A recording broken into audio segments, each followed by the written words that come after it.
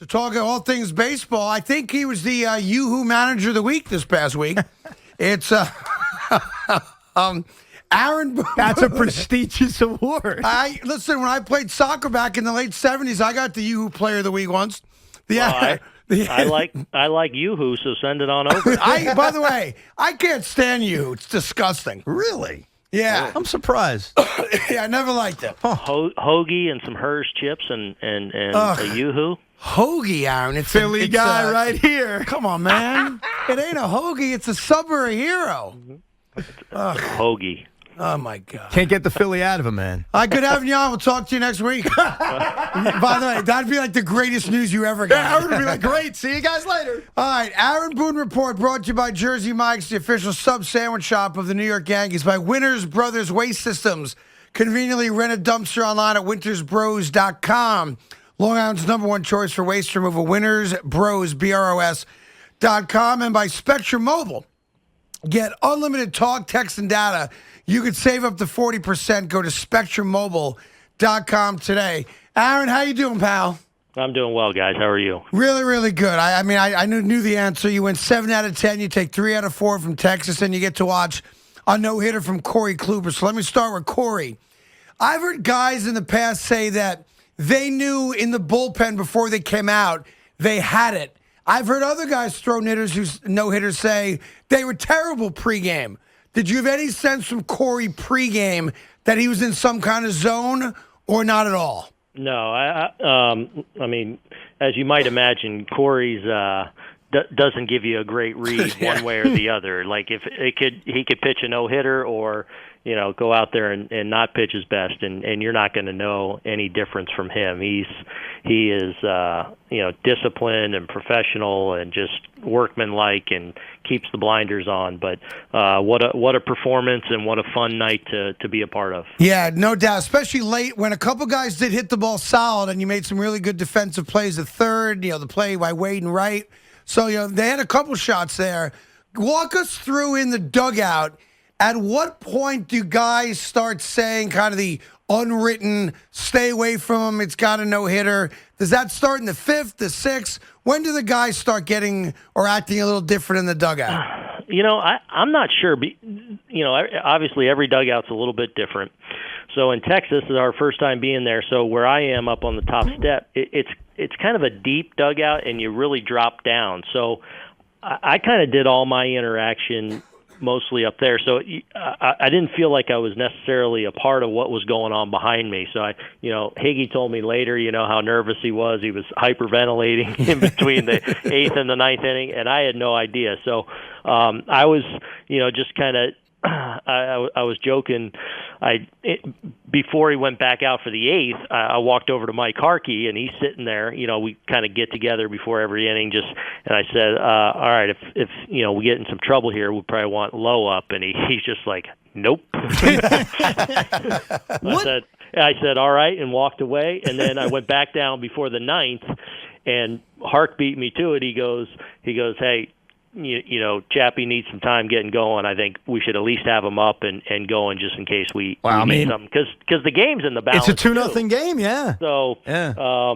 So it was. But I'll tell you what, those last 2 innings, for the first time me being a part of that, in uniform, it was really neat. I mean, all the angst and butterflies and you kind of overreact to every ball hit, like, oh, that's but Corey was in complete command, and what a performance. When in the game, in your head, did you say he's got a no-hitter? Like, when did that kind of come to you? In the first inning. Really? I swear I almost said something, but you have those stupid thoughts every now and then, throughout the year. So it was a throwaway thought, frankly. But I noticed pretty early, actually, that he hadn't given up any hits. I felt like he was really sharp. I felt like his repertoire was a good matchup against their hitters, who are really good fastball hitters. And it was a little bit, honestly, in my mind the whole time. That's amazing, because as a baseball fan, I think about no-hitters in the 2nd inning. And I don't know if that's just because I'm a Met fan and they never had a no-hitter till Johan, but I think a lot of fans think that way. Like, our brains are wired to thinking about no-hitters early. Is that normal for you as a player for all those years where you never played behind a no-hitter, and now as a manager where early on you are starting to think about things like that? Not really. No, not more than a fleeting thought, honestly. I mean, for some reason I remember this game when I was in Cincinnati playing, and Andy Bennis with San Diego or he was either with St. Louis or San Diego at the time, and I remember he was like into the 7th inning with a no-hitter. Right. And I remember being like very aware and like as a player kind of pissed off, like, let's go, man. We need to break this up today. Let's go. So that's one that sticks out to me. And I've been in the booth actually for a couple of them. But I'm sorry, Evan. In your whole career, that's the first time you were in uniform for a no-hitter, huh? Yeah, really, really. I know they've been more frequent this year, obviously, but it's still, I think, just such a unique and special performance to be amongst one. It's still special. I mean, I think about like how many no-hitters all of us have seen. Anyone listening, it's rare. Think about this city. We've had one no-hitter in the last 22 years. Some say it didn't really happen. Craig with Johan, the Yankee franchise hasn't had one since '99. So despite Spencer Turnbull doing it the night before, it's still kind of a big deal. But I was thinking about you, and we've had these discussions the last few weeks where I talk about when were you thinking about him? I was during the game, and I'll tell you why. Just want to make sure. Taking him out of games because I say, hey, why'd you take Garrett Cole out? Why'd you take this guy out? And you always say it's more than pitch count. There's something you see. Well, as this game is going on, are you changing your criteria knowing it's a no-hitter, even if you see something in a close game that makes you say he's done? Was your criteria going to be different no matter what because of what was going on? Sure. Yeah. I think, you're going to let a guy, you've got to pay attention and feel like you're not putting somebody in harm's way, certainly. And then that's going to trump everything. But yes, I think the criteria certainly changes when a guy's got to chasing down history, and obviously the reason he's chasing down history is because he's throwing the ball incredibly well. But yeah, I think the criteria certainly changes a little bit considering there's no hits going on. Last thing on Kluber, then we'll get to some of the other stuff for you. As we talk to Aaron Boone, manager of the Yankees, every week here, and the Yanks, of course, are back home finally after a week and a half on the road. 7-3 road trip, game and a half out of first place, and they've won 7 out of 10, as I just said. Did you guys know at any point that it was actually Corey Kluber bobblehead night that night? I saw it later on. One of the cool things, after the game, obviously you decompress in different ways and whatever, and getting home that night back to the hotel, I just kind of sat and watched the last inning, on replay, watched MLB Network kind of break it down and everything. Like I let it sink in and kind of drank in all the responses to it, and something I really enjoyed. And I found myself a little bit emotional even after the game, just seeing it and being a part of it. And in this job, there's so many ups and downs and things you got to deal with and adversity you face throughout the year, not just on the field, but just different things you're dealing with all the time. And for us as a team, what we're going through with COVID the last week and having staff members and even a player out for a little while, it was just a hard, long, it felt like a month-long road trip, not 10 days. And to have that kind of moment, I think it's important sometimes to stop and appreciate the great things because all that goes through, all that, for example, the players and what Corey goes through to be in a position to pull something like that off, all the people that go into helping prepare and help that moment to happen.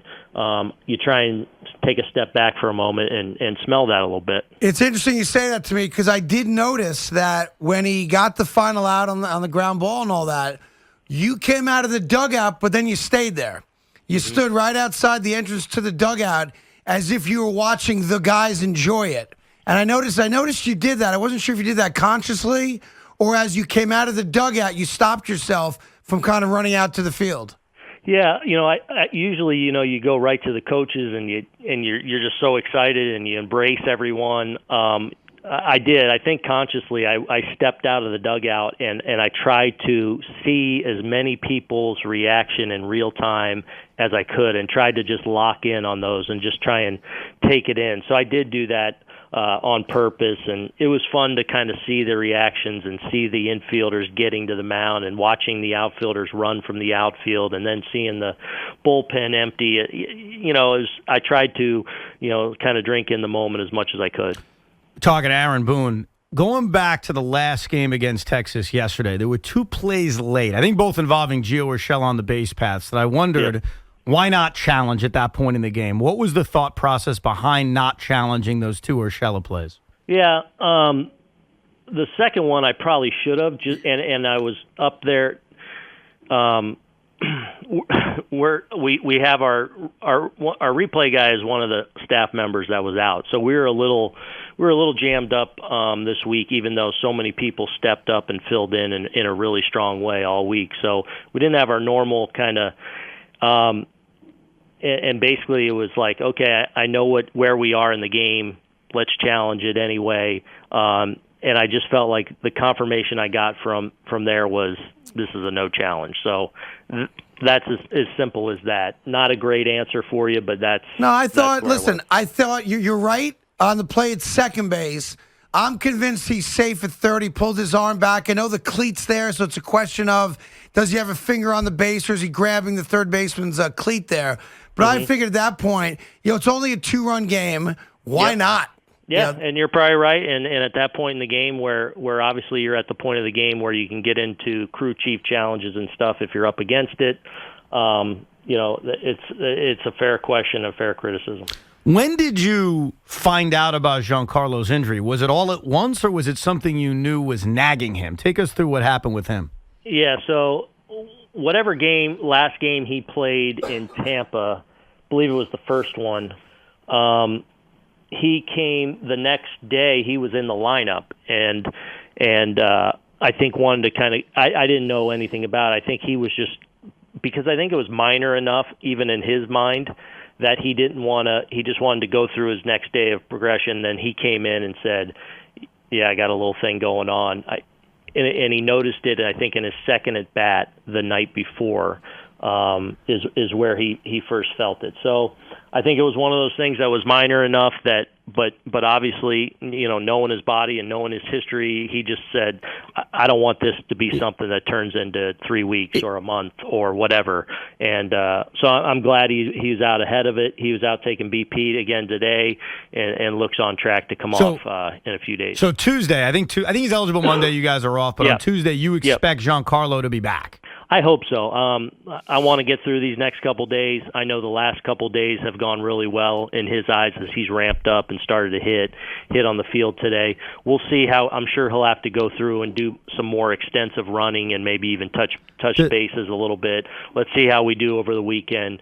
But I do feel like he is close. Does this eliminate the thought of playing him in the outfield at all, or is that thought not changed? It definitely puts it on pause for me, at least initially. So I wouldn't say it eliminates it. We'll kind of continue to have that conversation as we move forward. But in the short term, when we get him back, I don't plan on putting him out there anytime soon. It's interesting, as we talk to Aaron Boone, I say this all the time. When you win games, the warts don't get seen. Everybody forgets about it, Mm-hmm. And when you lose game, they get exposed, and we blow them up. We magnify them times a million. So what's interesting is that on one hand, I think it's now 22 consecutive scoreless innings your pitching staff has thrown, right? And you've won, I think, more games now without hitting home run than at any point of last year. So you're winning games in an anti-Yankee-like manner. All positive, all great. Mm-hmm. But the flip side is you're still not scoring a lot of runs. Yeah. Now, no one's talking about it because, you went 7-3 on a 10-game trip. Where are you right now and how you're gauging the offense's woes? Acknowledging, you've had some injuries and guys are out and this and that. We'll get to Aaron Hicks here in a second. Where are you? Where do you think the team is? And how far away from kind of hitting some kind of offensive stride? Yeah, I don't think we're near where we're going to get offensively based on who we have. And obviously getting Luke back now for the last week is over time going to be really helpful. Hopefully getting Giancarlo back early next week, where we can start to get a little more hole in the lineup. I still feel really good about what we are going to be offensively, but we certainly haven't, reached what I know we're capable of. So, Aaron, do you view that as a huge positive? And I say this, Evan, about the Mets all the time. You've been banged up. You have not had anywhere near the offensive consistency you hope for, and yet you're 6 games over 500. Yeah. The thought process being, if and when you do the team does figure it out, you're going to be an awfully tough team to beat. No question. It does make me feel optimistic. Also like, hey, we need to continue to work to get to that point. It has, I think, hopefully shown us all that we can win a lot of different ways. And right now, even though I know early on a lot was talked about our defense and our base running, and we need to get better certainly on the bases. We're still making too many mistakes on the bases. But I feel like over the last month, really, our defense has been pretty solid, and I think a big reason and part of the reason why our pitching has been so good is because I feel like our defense has made a lot of really good plays behind them and been solid behind them, and so that makes me pleased, and we need to continue that. But and I know when the offense gets going, that hopefully gets us clicking and able to really take off, because that's that can be the separator in a regular season, is when you got an offense rolling. It just it not only helps you win games, obviously, on a daily basis when you're scoring a lot of runs, but it also allows you to protect your bullpen, protect your high leverage guys on different days, and keep yourself in great shape in those close games where you need to lean on a lot of people. So what is the timetable on Aaron Hicks? I don't know. I know it's months. But he's flying back to Arizona tomorrow. He's having the surgery in Arizona. I don't know the day yet. They're actually in the process of getting that scheduled. So I'm sure it's going to be sometime in the next several days, and we'll have a better idea about the diagnosis at that point. But I know it's going to at least be months. So right now, I mean, you have one center fielder on your roster in Brett Gardner, who, by the way, can still play center field. There's no doubt about that. What's the plan at that position right now? I mean, are you comfortable moving Aaron Judge to center here and there? Clint Frazier. I mean, these are not ideal options, but right now, especially with Ryan Lamar getting hurt and Mike Tauchman being traded, what are your Tyler Wade, I guess? What are the options in center field? Yeah, I mean, so obviously not ideal. I mean, at the start of the season when we had talk on the roster as well, we obviously had a plethora of really good center fielders. So right now it's Gardy. I don't know what could happen from outside the organization, certainly from within the organization if we got in a pinch to call somebody up. Tyler Wade, I feel very comfortable defensively putting him out there. It could be Frazier would have to slide over in a pinch. I don't think I'd necessarily do that with Judge right now. We'll see as things unfold, but hopefully we're in a better position to because obviously, it's hard to run Gardy into the ground and just run him out there 9 innings every day. So we'll see what develops over the next couple days. I know you're not in Scranton or Somerset, but what are you hearing about Estevan Florial, who's on the 40-man roster? Yankee fans are familiar with him. Can he be here soon to help in center field? We'll see. I mean, that's a delicate balance there. Obviously, we're talking about a guy that we think has a very bright future and a very high ceiling, but, for obviously the reasons of the last few years, last year, COVID, no minor league season, the year before and the year before, both seasons cut short due to injury. So it's really cut into some of his development and gaining experience of just playing every day. So the fact that he's healthy right now and playing and has been bumped up to AAA, obviously he's somebody we're watching closely, and you never know. If you get in a big enough need, you may have to go tap into that. But right now there's a lot of value in him obviously playing every day and getting those everyday reps. But, you get up against it enough and you got to do some things. Talking to Aaron Boone, another couple minutes here, manager of the Yanks. Yanks are back home. Here's the big New York doubleheader on Sunday hour. And, of course, you guys Sunday afternoon. And then the New York Knicks have their first home playoff game Sunday night. So you may hear some New York Knicks chants at Yankee Stadium by the end of it. Just keep that in mind as New Yorkers. It's a great New York weekend all around. You know, the Nets are playing, the Islanders are playing. He's you guys worried are back. about Sixers Wizards. Come on. Come on. I'll tell you what. I'm even though I'm certainly a Sixers fan, no doubt. Like I'm into the Nets and stuff too. And Sean Marks, I've gotten to know really well. I'm sorry. What was that? You're into who? I couldn't hear you. You are what such team? you hate New York. Well, no, hold on. Aaron was saying something very interesting. You're into what team? I couldn't hear you well. Unbelievable. The Nets. Oh, the Nets. Oh, the team that has a chance to win a title. Listen. Very interesting. At some point. I've always liked you, Aaron. I really got to tell you. We've adopted you.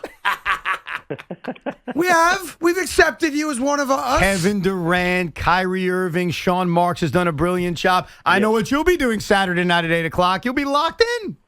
I will be. See? I will be. You're right, Craig. I love the NBA. I have in the wintertime I have the NBA package. I'm down in my basement watching 3 games a night. Like let's go. I love watching the NBA. I love it. So. Yeah. You all right, Craig? No, I'm not all right. That was great. I'm not all right. The manager of the New York. He talks about the Nets. I love it. Listen, I'll tell you something right now. If and when you guys win it all, don't think for a minute you're coming to Madison Square Garden to have 16,000 people stand up and cheer for you. I don't not like the Knicks. I have no hate for any, and these are all division rivals with the Sixers. Hang on. You're a Sixers fan. I respect that. That's your team. But you're the New York Yankee manager. Yeah. All right? You can't pick them both. If you had to pick one, are you picking Nets or Knicks? Nets. Oh, man. You're putting me on the spot. It's easy, Aaron. Come on. Nets. You want to win it. Thank you. What was that? He said Nets? He said Nets. Yeah, I said Nets. Sorry. All right. Hey, Aaron. Julius Erving, the doctor. Look came at from there. this. Julius Dude, if Erving. I could vote for manager of the year right now, Aaron Boone, easy. Hey, hypothetical. Play this game with me because I'm really curious. Yeah. So you guys are destroying the White Sox tonight. You're crushing them. And let's just say hypothetically, the White Sox brought in a position player to pitch. Here we go. And the count was 3-0. Would you be cool with one of your players swinging 3-0, or would you be offended and upset? Look, I'll just answer that question. I think sometimes we've gone too far on some of the, because I do think there is a respect and a sportsmanship element. But the other night when you have a position player in there, I can't, what do you want them to start taking pitches against the position player, lobbing it in there? I think that's, once the position players are in, it's all bets are off. And I'll do you one better on that. Everyone's all ticked off, 3-0. It's the run rule. The run rule that I've been throwing out there for the last couple of years, and people chuckle at me, takes away all this nonsense of, am I allowed to run when I'm up 6? Am I allowed to swing 3-0? Hey, let's just chase to 10-0 after 7, and boom. Yeah, but the other thing because that's silly, that bothers me. You just dismissed Aaron's idea? I'm with you. I wouldn't like that. The thing that bothers me is all right, so let's say he takes 3-0 and the guy throws a strike. Right. So he swings 3-1 and hits the ball out of the park. Then it's okay. It's absurd. Don't think this is why baseball's got real problems. It's silly. It really is. But you know what, Aaron? You're on the right side. Most players are on the right side. It's just a select few that are still stuck in 1967. Dude, Let's be honest. Look, I think honestly, if there's a position, if a pitcher's in the game and we're up 9-1 in the 8th inning, I expect our guys to take all the time in that situation. There is a respect and a sportsmanship level that I do believe in, but in that case, that did not apply. Yeah, this is also why baseball's got, baseball sometimes, you heard what Don Mattingly said yesterday, right? He said, sometimes the game's unwatchable. Yeah, but not because of this. No. I'm just saying baseball sometimes can't get out of its own way. There's all this bickering now amongst baseball, people, coaches, managers, players, former players, broadcasters. And at the end of the day, what do you, it's such a turnoff to hear people bickering about Tony La Russa's thoughts about his own team. I agree. I agree. And then you get very non-baseball people weighing in. Bingo. And that bothers me too. I'm with you on that, Aaron. But I agree. It's just ridiculous that we're talking about it Yep. several days later. Well, listen, last question for you. I always wondered this. Like, did you guys come home, I guess last night, right? Yeah. So does the family wait up for you? Like Man, they when were you out. They were so- out like a light. Yeah, so you come in to a dark, quiet house. Nobody's waiting for Dad. No, school night too, though. I always wondered that. Like, School night. like you're on the road. Like, we all know you're a public figure and a personality and a ball player when you're like I remember CC Sabathia. I asked him this years ago. He came back after a big night, a big win, whatever it was, and a long road trip, or maybe it's even a playoff win.